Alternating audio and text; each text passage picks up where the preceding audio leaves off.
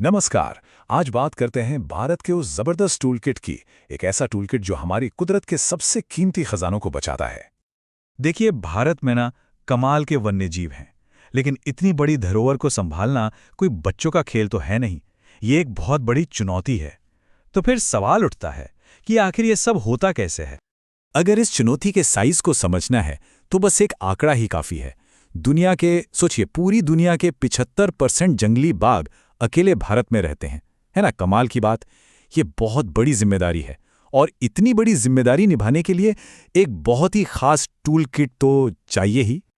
तो इसका जवाब है एक सोची समझी मल्टी लेयर्ड स्ट्रेटजी। एक ऐसा कंजर्वेशन टूल किट जिसमें हर तरह की चुनौती के लिए, हर तरह के लक्ष्य के लिए एक अलग टूल, एक अलग औजार है। तो चलिए इस टूल किट को जरा खोल कर देखते हैं। इसका जो सबसे पहला और सबसे जरूरी टूल है ना, वो है प्रकृति के लिए मजबूत किले बनाना। और ये एक बहुत ही बेसिक लेकिन जरूरी आइडिया पर टिका है। देखिए, संरक्षण यानी बचाने के मोटे तौर पर दो तरीके होते हैं। पहला है इन सीटू, मतलब जानवरों को उनके अपने घर में, उनके नेचुरल हैबिटेट में ही सुरक्षित रखना। और दूसरा है एक्स सीटू, मतलब उन्हें उनके घर से बाहर किसी कंट्रोल जगह जैसे जू या जीन बैंक में बचाना। और जब हम इन सीटू यानी प्राकृतिक किलों की बात करते हैं तो सबसे पहले जहन में क्या आता है? बिल्कुल, देश के नेशनल पार्क्स। ये हमारी सुरक्षा की पहली और सबसे मजबूत दीवार है। और ये पार्क कोई आम जंगल नहीं है, ये तो अपने आप में अजूबे हैं। जरा सोचिए, एक तरफ लद्दाख में दुनिया का सबसे ऊंचाई पर मौजूद पार्क, तो दूसरी तरफ मणिपुर में दुनिया का इकलौता, जी हां, तैरता हुआ नेशनल पार्क। ये जो डाइवर्सिटी है ना, यही तो भारत की असली पहचान है। लेकिन कई बार सिर्फ एक जगह को बचा लेना ही काफी नहीं होता। कभी कभी किसी एक खास आइकॉनिक जानवर को बचाने के लिए एक स्पेशल टूल की जरूरत पड़ती है। और इसका सबसे बड़ा, सबसे मशहूर उदाहरण है प्रोजेक्ट टाइगर। ये 1973 में शुरू हुआ था, ठीक उसी साल जब शेर की जगह बाघ को भारत का राष्ट्रीय पशु बनाया गया।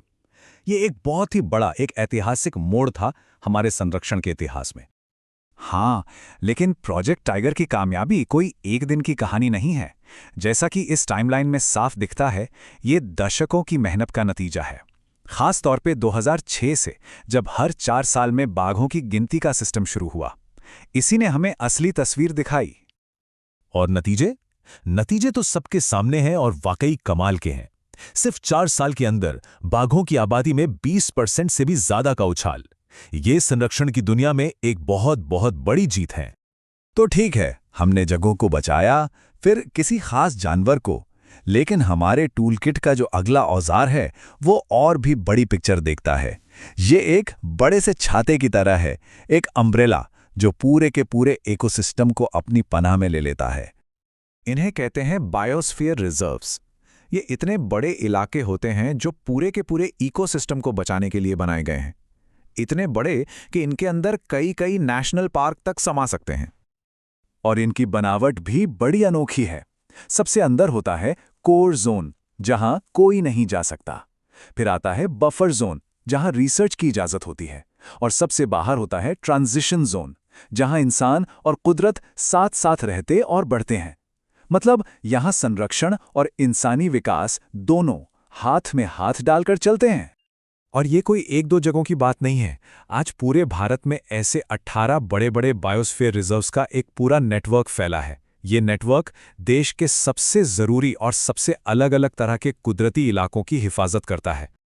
तो ये जो टूल्स हैं, मतलब हमारे किले, प्रजातियों को बचाने वाले प्रोजेक्ट्स और ये बड़े बड़े छाते, ये सब मिलकर एक बहुत बड़ी नेशनल कमिटमेंट को दिखाते हैं। और ये टूलकिट सिर्फ बाघों तक ही सीमित नहीं है। इसके दायरे में और भी बहुत कुछ है। जैसे हाथियों को बचाने के लिए प्रोजेक्ट एलिफेंट है, गिद्धों के लिए वल्चर कंजर्वेशन प्रोजेक्ट है, स्नो लेपर्ड, गंगा की डॉल्फिन, यहाँ तक कि मगरमच्छों के लिए भी खास प्रोजेक्ट्स चलाए जा रहे हैं। और भारत की इस जबरदस्त कोशिश की सराहना सिर्फ देश में ही नहीं, बल्कि पूरी दुनिया में हो रही है। इससे कई इंटरनेशनल लेवल पर पहचान मिली है। मिसाल के तौर पर आज देश में 80 रामसर साइट्स हैं। ये वो वेटलैंड्स यानी नम जमीनें होती हैं जिन्हें पूरी दुनिया में खास दर्जा मिला है, क्योंकि ये पूरे इकोसिस्टम की जान होती हैं। इसके अलावा हाथियों के लिए 33 एलिफेंट रिजर्व्स बनाए गए हैं। ये धरती के सबसे बड़े जानवर के भविष्य को सुरक्षित रखने के लिए बहुत ज़रूरी हैं। और यही बात खत्म नहीं होती। भारत में 43 यूनेस्को वर्ल्ड हेरिटेज साइट्स भी हैं, जो हमारी कमाल की कुदरती और सांस्कृतिक विरासत को दुनिया के सामने रखती हैं। देखिए, ये सिर्फ नंबर नहीं है, ये एक राष्ट्रीय संकल्प का सबूत है। तो ये पूरा का पूरा संरक्षण टूल किट है, तो बहुत शानदार, इसमें कोई शक नहीं। लेकिन आज के दौर की जो चुनौतियां हैं, जैसे बढ़ता शहरीकरण, क्लाइमेट चेंज, ये दबाव भी लगातार बढ़ रहे हैं। तो सवाल यही है कि क्या ये टूल किट भविष्य की इन चुनौतियों का सामना करने के लिए काफ़ी है, या फिर हमें इस टूल किट में कुछ नए और भी बेहतर औजारों को शामिल करने की ज़रूरत होगी।